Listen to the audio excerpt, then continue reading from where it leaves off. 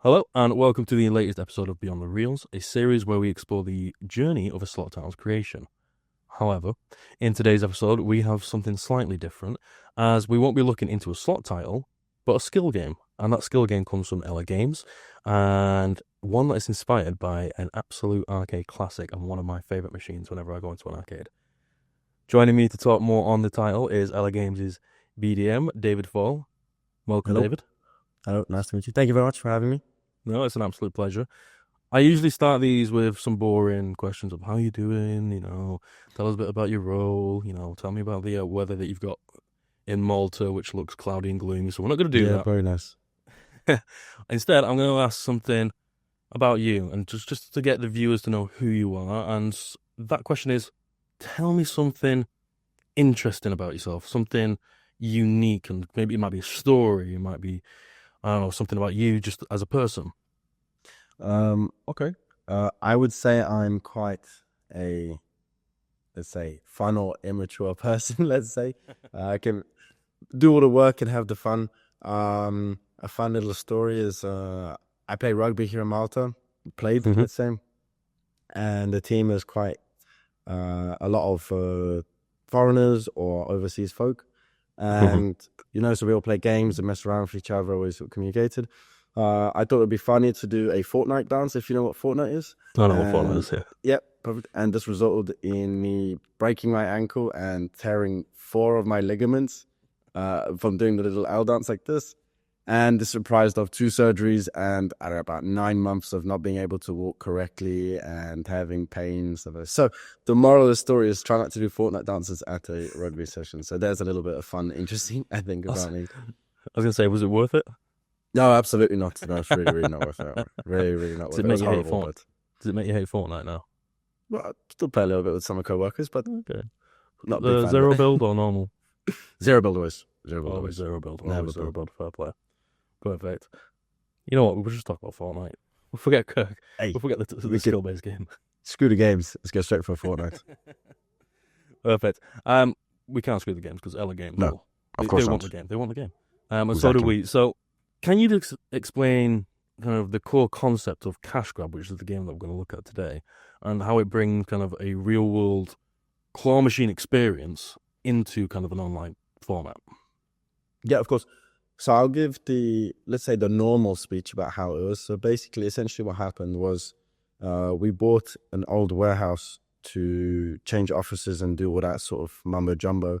And it turned out to be an old arcade hall, and it had lots of arcade machines and all that sort of stuff. So what the owner decided to do was he decided to create something, instead of wasting a product or wasting memory or wasting such an opportunity, he decided to create Cash Crab, as you see. And this went into various other forms of entertainment, but essentially the principle was to create a nostalgic experience for players. Cash Crab, that's it be. So players can resignate and resignate. What was it? I don't know. Anyways, players can have some sense of familiarity and some sort of nostalgia while playing this game.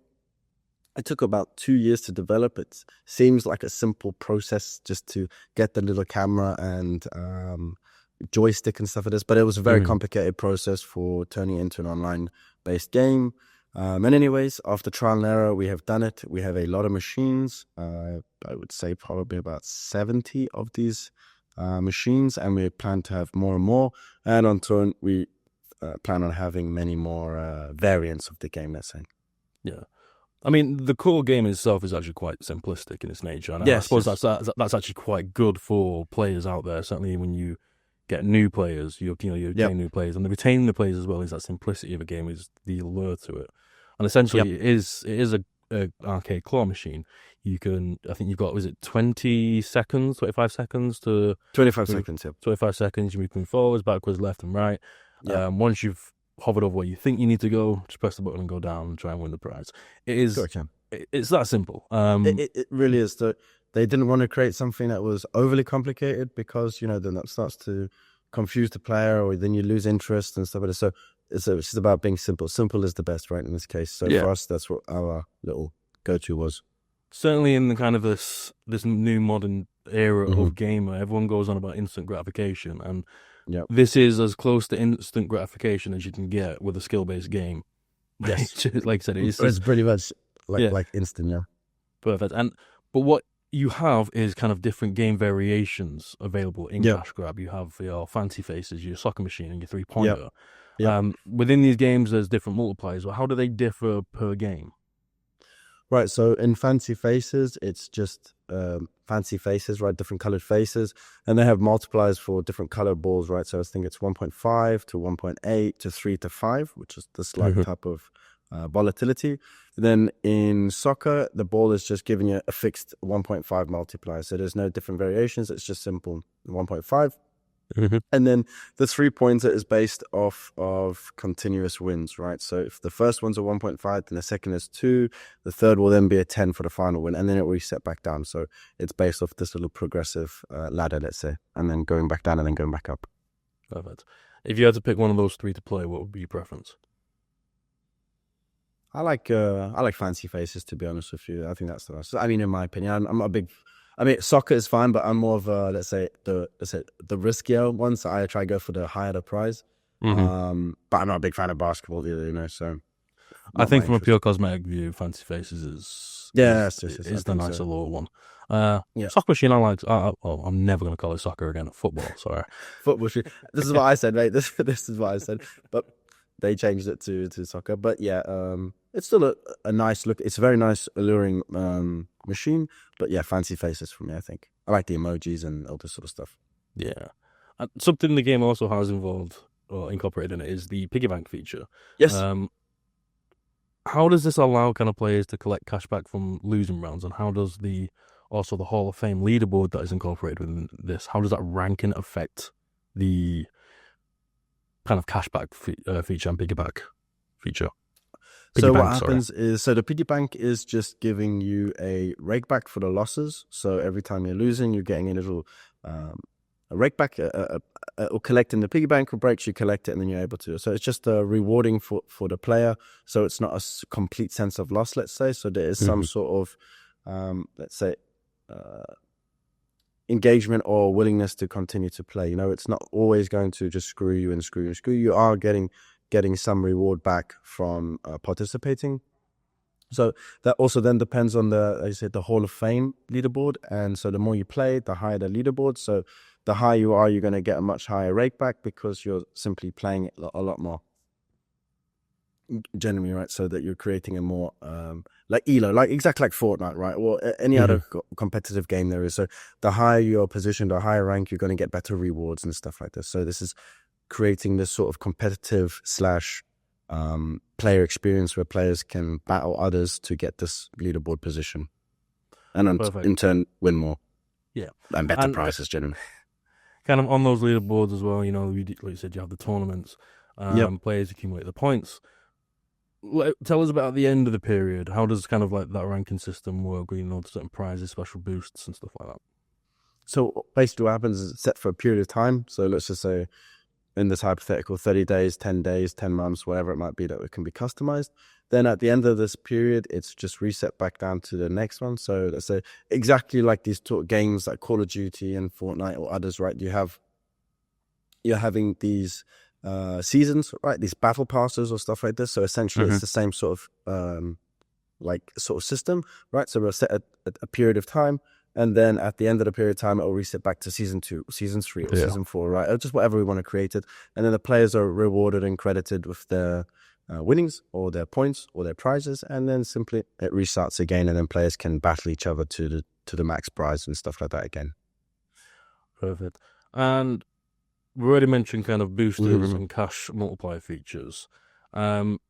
Just can we dive into them a little bit more? Yeah, sure. You know, how long do these boosters actually last? And like, give us an example of some special bonuses and extra rewards that you get. Right. So the cash multiplier is just a booster that is just paid out for the player that grabs a prize. So if you catch a toy with a regular 2x multiplier, the cash booster is then activated, and then the reward can go significantly higher. So 5x, 10x, 50x, 100x, right? Wherever the player's received, whatever the player's gotten or given, let's say.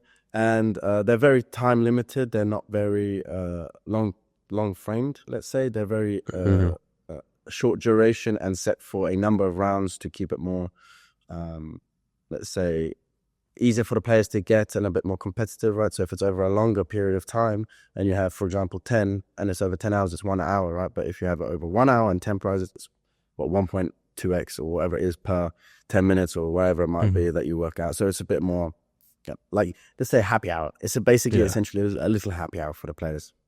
That's a nice way of saying it, a little happy hour. Yeah. From 6 to 10 p.m., get your happy hour in. Cool. We've got 2 more questions. One's going to focus more on kind of the community engagement side of things, which we're seeing a lot more in online games with the online slots and skill games as well. Okay. And I think that's kind of the key kind of evolution moving forward, is how to integrate multiplayer, either if it's from a social aspect or an actual playing perspective. But how does Cash Grab foster that community engagement through features like the leaderboards? You have chats, emoji reactions, regular event organizations. Yeah, so look, we're seeing a trend that players, or let's say my generation, or a little bit in between an older or younger generation. So I don't know what's middle X, or I don't know what these terminologies are, but you're seeing lots of players are, wanting to have more social interaction or like social gratitude, right? Instead of just sitting there. There are players that will play on their own and stuff like this. So Cash Crab is just trying to evolve to the player needs and to gather people in this community, right? So we have, we know what the trends are. We're seeing what the trends are for online communities or how they're evolving. And simply what we're trying to do is, we're just trying to foster that and create this community for the players that we see are interacting. Exactly like you said, we have the live chat that people can talk to each other. We have the leaderboards. Whilst you can't talk on the leaderboards, you can still start to see people and engage you. And then during the game round itself, you can actually use the emoji reactions. So you can do a little bit of trolling, or you can be nice to the player. You can spam emojis. You can do whatever you want. And then that way it's building like a little non-talked community in that sense, right? But it's we see that players are really enjoying these features, or else we wouldn't have them. And we see every month it's going more and more and more. So we know it's definitely working, and we know it's being targeted to the right groups, and it's also being targeted to groups that might not normally play something else, but they are playing it because it is bringing such an engagement and a fun interaction to their, let's say, casino experience or their gaming fun, right? So we are trying to keep it entertaining and not just a boring, simple machine, right? I mean, it also boils down to when you go to an arcade, typically you don't go to an arcade on your own, right? You're going with a mate, or you're going with a girlfriend, or a Mr. or Mrs., whatever it might be. So you have that friendly competition that you're in the real life, right? So the missus or your friends are going to take the mick a bit. They're going to have fun with you, and that's the same thing what we're trying to create on an online basis. People can have fun. You can feel this sort of, whilst it's not physical, you can sense the sort of this like a feeling that you're actually, let's say, in a arcade hall or something along the lines of this. Yeah, I mean I think that's the key area of growth when it comes to iGaming online experience play now, because we always go about, how can we learn from the video game sector? And everyone thinks it's more about storytelling or like multiplayer kind of physical games, or how to create that kind of video game feel within a game. Well, actually, what evolved video games was actually the boom and evolution of multiplayer, and social interaction was the key. And that's kind of what I think iGaming is now kind of striving for, is that social interaction kind of thing. Final question. Yes. I don't normally ask this kind of question in Beyond the Reels, but it's a game that it's the type of game we don't normally cover, being a skill-based game. So we normally focus on slots. And it might be similar, but I just need to ask it anyway. But what metrics do you think demonstrates success for Cash Crabs? Like, do you look at the player acquisition side of things, the retention growth? Do you look at revenue generation, game rounds played? Is it operator positioning, how long you stay on operator's platform for at the top? What is the metrics for success?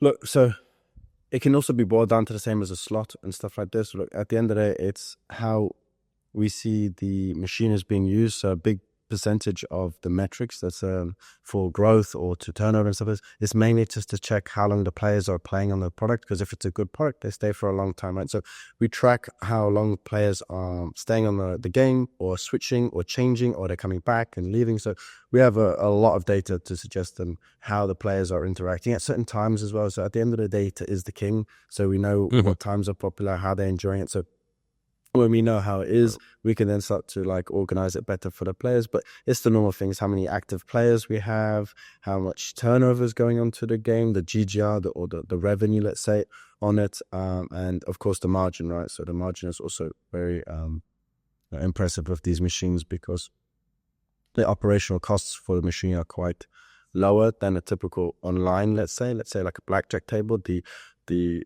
costs of a blackjack table are significantly higher than a claw machine, right? Because there's no operational cost for like staffing or anything like this. It's just a machine and a camera recorder filming it. So it's got a lot of, let's say, positive return for the investment that you're bringing to it, and just in general how active it is for the players, and how fast the rounds are, and how engaging it just generally is. So the players are sticking for a long time and increasing it as it goes on. Perfect. David, that's everything from my end. Thank you so much for joining us. It's been an absolute pleasure. Thank you for sharing your Fortnite story. James, thank you. Yeah, please keep that to yourself. Well, I was going to say, after this, I'll catch you again on the party bus, shall we?